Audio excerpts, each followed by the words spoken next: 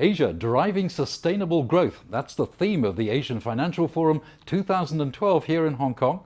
And addressing that question is Kenneth Dwoskin. He's the director of Deloitte China Research and Insight Center. Dr. Dwoskin, thanks indeed for joining us. Now, looking at sustainable growth, can Asia really sustain that, and can it project it? Well, I think that Asia is driving towards sustainability. But sustainability means different things to different people.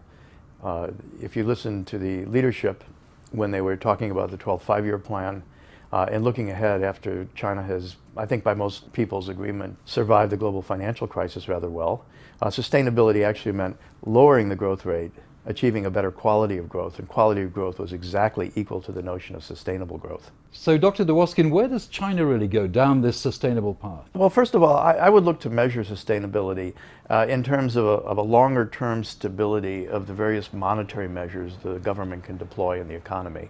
When we see around the world, whether we're talking about the Eurozone or the US dollar zone or what we describe as the enlarging renminbi zone, when you see continuous short-term adjustments being made to address short-term urgent issues, that is not sustainable.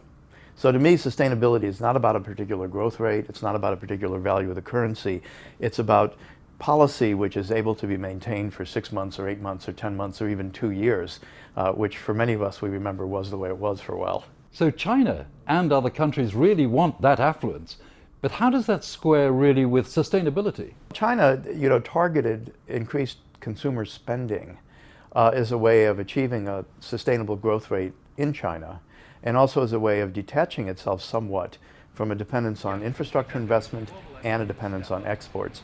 Exports, because they rely on the demand in foreign markets, are just simply outside the control of the economy, of the people who are the stewards of the economy. So that was part of the target. It actually measured by economic performance. Domestic consumption is not increasing as a driver of growth in China. It is increasing in real terms, but not as a driver of growth. It's actually decreasing as a driver of growth. So we're not quite on the right path to achieve that yet, but it is a policy goal. Now, looking at Hong Kong, last year at this time, you really talked about Hong Kong as a center for the renminbi, but can it also be a center really for sustainability as such? I see those two things as actually two sides of the same coin, because the growth of renminbi activity in Hong Kong has continued to be very strong. It's now a very significant part of Hong Kong's competitive advantage and financial future. The renminbi itself, I think, has been significantly marketized. The policy in Beijing notwithstanding, right now market pressures in Hong Kong, traders deciding to import or export and settle in renminbi, has a great deal to do on the perceived value of the currency. So what we've had compared to last year is a much more marketized currency now, which means, like all marketized currencies, there will be appreciation and there will be depreciation on an almost daily basis. And so people will begin to speculate more in the renminbi. People who depend on renminbi for investment and trade settlement will need instruments, financial products, and services related to the fact that the currency's reached a kind of equilibrium now and is much more freely traded and deployed. So that's a great thing for Hong Kong, because Hong Kong is master.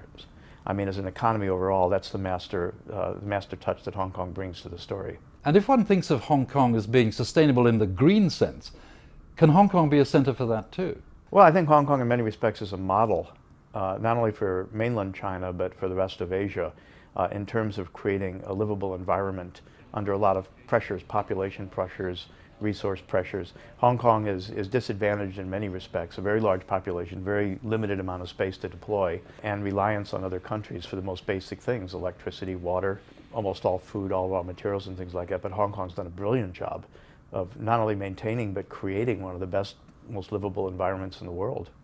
So absolutely. Now, you're going to be attending the Asian Financial Forum 2012.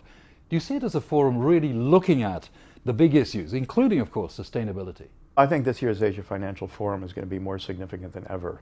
It's a fairly new program still. It's only got a few-year history, but so much attention now around the world is focused on what's going on in Asia. And again, the difference from last year is that the problems are more complicated now.